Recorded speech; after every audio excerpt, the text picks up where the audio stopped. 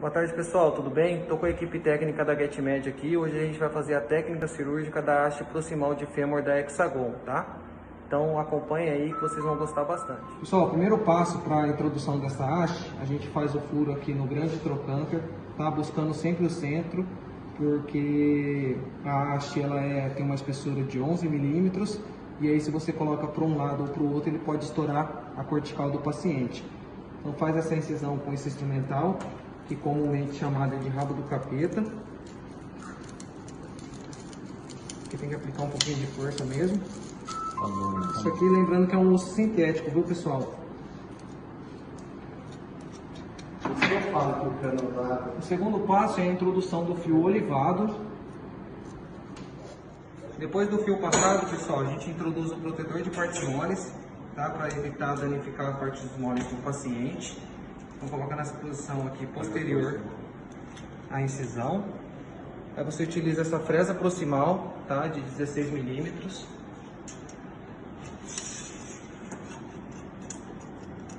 Aqui eu vou retirar porque só vai atrapalhar porque não tem partes moles aqui, tá? E aí começa a fresagem.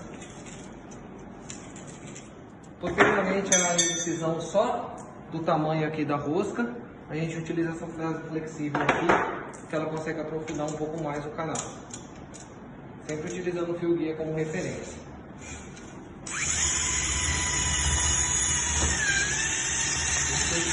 Pessoal, a haste curta não necessita das fresas intramedulares, tá? Mas tem médico que opta por usar a fresagem e médico que opta por não usar. Na técnica, para a haste curta não utiliza, mas nesse caso a gente vai utilizar porque o furo ficou bem estreito aqui. Então a gente vai utilizar para poder alargar um pouquinho mais o canal. Lembrando que o fio tem que ser olivado porque, como essa peça é modular, se a fresa cair e soltar, ela vai ficar presa pelo olivo e você consegue retirar depois com o fio. A vantagem desse instrumental modular também é que você consegue fazer o reverso, tá? Que facilita a retirada do instrumental na hora da fresagem.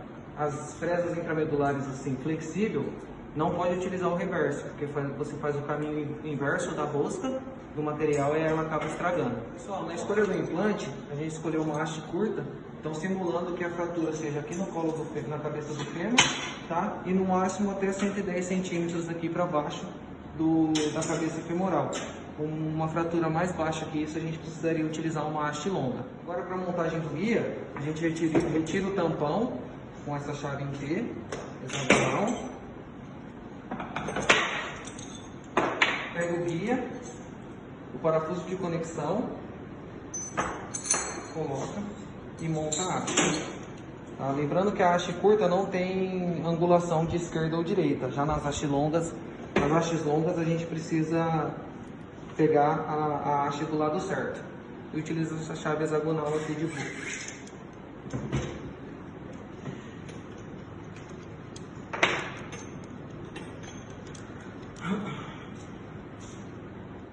Pessoal, essa haste da Hexagon ela é canulada, a gente consegue fazer a incisão dela com o auxílio do fio guia. Porém, é importante trocar o fio guia canulado, o fio guia olivado, pelo fio guia sem oliva. Por quê? Aqui nesse caso a gente até conseguiria tirar por baixo, mas com o paciente não, a gente teria que retirar por cima e ele poderia travar na haste. Para fazer essa substituição do guia, a gente utiliza essa chave auxiliar, que é para trocar os fios, tá? Coloca ela aqui.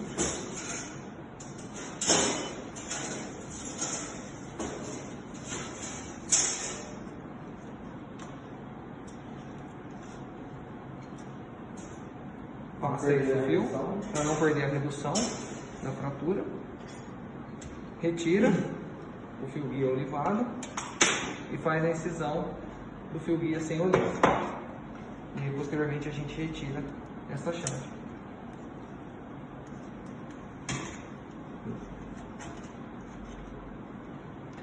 Aí sim faz a colocação da haste com o guia.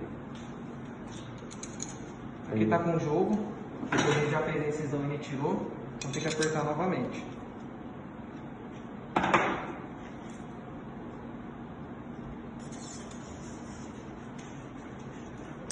Então, aplicou resistência, a gente usa o impactor aqui,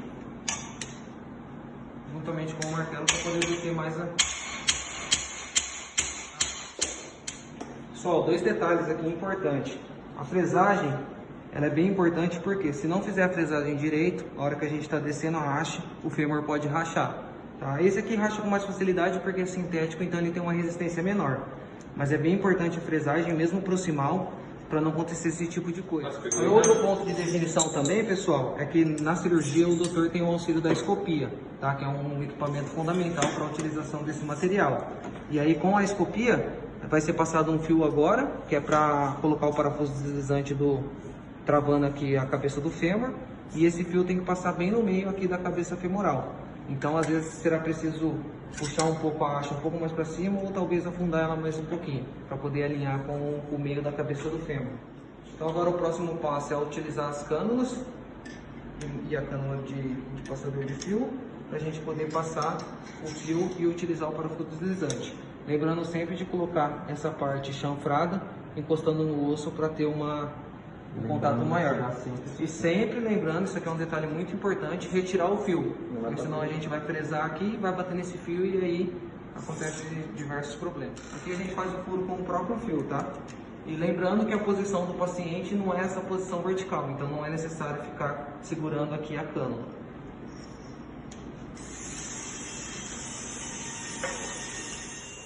Então pessoal, essa fresagem aqui, ela é feita para o fio ficar bem alinhado com o centro do fêmur, tá? Nesse caso a gente vai passar a cortical, para a gente poder saber onde que está saindo o fio, mas na hora da cirurgia de fato, a cortical não pode ser estourada, tá? Porque senão pega a cartilagem e acaba prejudicando o paciente. Aí com o auxílio da escopia o médico consegue enxergar até onde que já está o fio, sem precisar furar a cartilagem do paciente. É que a gente solta do perfurador e utiliza o medidor de parafuso. Então para fazer a medição a gente retira a cânula interna, tá? E fica só com a cânula externa para servir de guia aqui, de referência para o medidor. Esse medidor aqui mesmo. Então a gente mediu, deu um parafuso de tamanho 110. Então depois de definir o tamanho do parafuso, a gente utiliza essa fresa do parafuso deslizante para poder fazer o caminho, fresagem e a colocação dele. Mas, pessoal, a gente tem de opção também essa outra fresa aqui um pouquinho maior para a gente fazer pelo menos o furo da primeira cortina. Então a gente já sabe que o tamanho do parafuso é o 110, a gente utiliza essa chave em T com essa cânula interna para poder rosquear dentro do parafuso deslizante. A gente coloca aqui, ela tem uma hexagonal de trava e aí você rosqueia para ela travar o parafuso deslizante. Essa rosca aqui é importante porque você consegue rosquear o parafuso deslizante na cabeça do fêmur e depois você solta que aí você consegue tirar a haste.